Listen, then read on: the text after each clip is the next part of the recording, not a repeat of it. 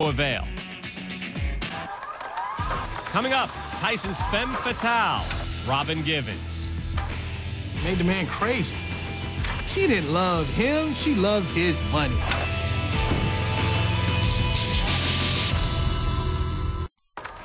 We're counting down the top 5 reasons you can't blame Mike Tyson for losing to Buster Douglas.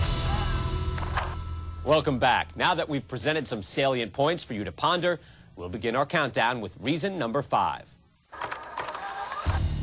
The death of legendary trainer Cus D'Amato. Tyson never recovered from the loss of his mentor, in or out of the ring. If Cus D'Amato had lived, I believe that Mike Tyson would have remained as heavyweight champion of the world. Cus D'Amato became a father figure to Mike Tyson. D'Amato, who had made world champions of Floyd Patterson and Jose Torres, not only converted the volatile street-tough Brooklyn kid into a devastating fighting machine, he took him out of a reform school and made him one of his own. He had a great teacher in Cus D'Amato, and that really wasn't fair to a lot of other fighters. Mike Tyson was programmed from the beginning, and Cus's way of training a fighter was to teach him to throw punches in certain sequences, and it worked very, very well.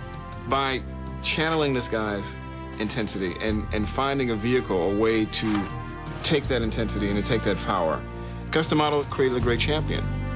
Just 8 months after Tyson's professional debut, D'Amato succumbed to pneumonia in November of 1985.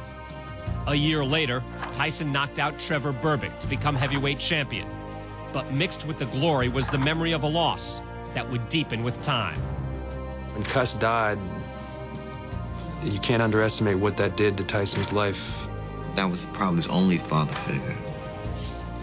And things went haywire after that. After his mentor's death, Tyson wavered from D'Amato's old school principles. He was sued 4 times and had numerous run-ins with law enforcement, often for violent behavior. I don't think Mike Tyson ever trained again. Went through the motions, got sweaty, and I think that's entirely traceable to Cus D'Amato being gone. And Tyson was just another poor soul out there trying to perform, and he couldn't, because Tyson was only as good as the program that created him. Then you saw a real downhill spiral in Mike's ring style. He has stopped being the scientific fighter that Cus D'Amato raised. He has become a headhunter. And that set him up for Buster Douglas. Oh, Tyson nailed! There goes Tyson! Mike Tyson would have competed at a higher level and wouldn't have had some of the crazy out-of-the-ring personal problems that he had. He never recovered from Buster Douglas. He never recovered from the death of Cus D'Amato. That's what he never recovered from. Are we starting to change your thinking? Maybe reason number 4 will help. Robin Givens. She was to Tyson what Delilah was to Samson. There is no question that you can blame Robin Givens for everything that happened. He was a puppy dog around her in public. What he was like around her in private may be another matter. In February of 1988, Tyson and his actress girlfriend were married. Almost immediately, the changes to Iron Mike's demeanor were visible to members of the media. I went to watch Mike train, and he came out of the shower and started toweling himself off. And I was talking with Robin at that point, and she interrupted the interview and just turned and said, "Michael, that shower was much too short. Get back in there."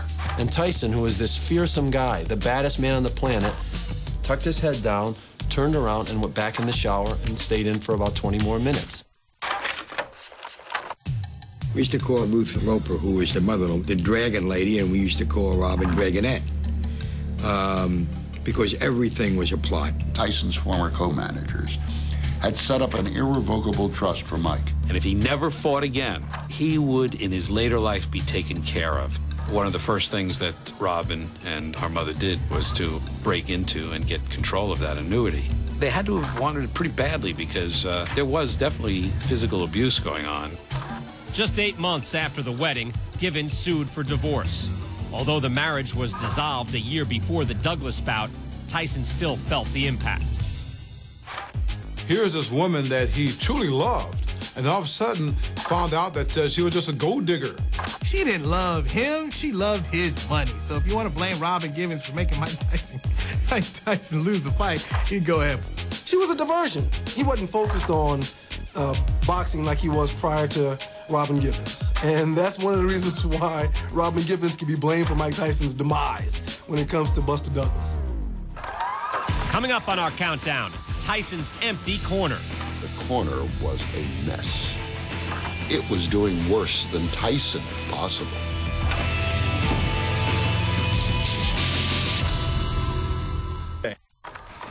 We're counting down the top 5 reasons you can't blame Mike Tyson for losing to Buster Douglas. Welcome back. If the first 2 reasons didn't move you, maybe number 3 will. Tyson's inexperienced cornermen. I think you blame Tyson's corner a lot more than you blame Mike Tyson. The corner was a mess. It was doing worse than Tyson, if possible. Under trainer Kevin Rooney, a former pro welterweight and stablemate, Tyson racked up 35 straight victories. Ditching Rooney would have far-reaching effects on Tyson in his preparation and in his corner during fights. Jay Bright, Aaron Snowell, nice people, but not the kind of people who train heavyweight champion boxers. He went in and his corner was unprepared, and he was unprepared. Oh, big right hand landed that time. Look at that swelling of the left eye of Mike. Winning 33 of his 37 fights by knockout, Tyson went more than 5 rounds just 7 times. When he didn't pull off an early KO, Tyson didn't have a savvy boxing mind to guide him as the fight wore on. An experienced cornerman would have said, hey, Mike, you need to step to your right, you need to cut off the ring, you need to get him in a corner. They just kept saying, go after him, Mike, go after him, Mike, and that wasn't really much instruction. He was getting hit with almost every jab that Douglas threw, and that's because he wasn't using head movement as he was coming in. That would have been something certainly they should have harped on.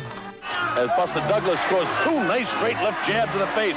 Poor old Mike was getting the bejesus beaten out of him. He had nobody to fall back on, nobody to listen to, and nobody to even ice down his swollen eyes. It was pathetic. So inexperienced was his corner that when Tyson's left eye started to swell after the 5th round, his handlers were not equipped to effectively treat it. They're trying to treat Tyson's swollen eyes with what appeared to be a prophylactic filled with ice.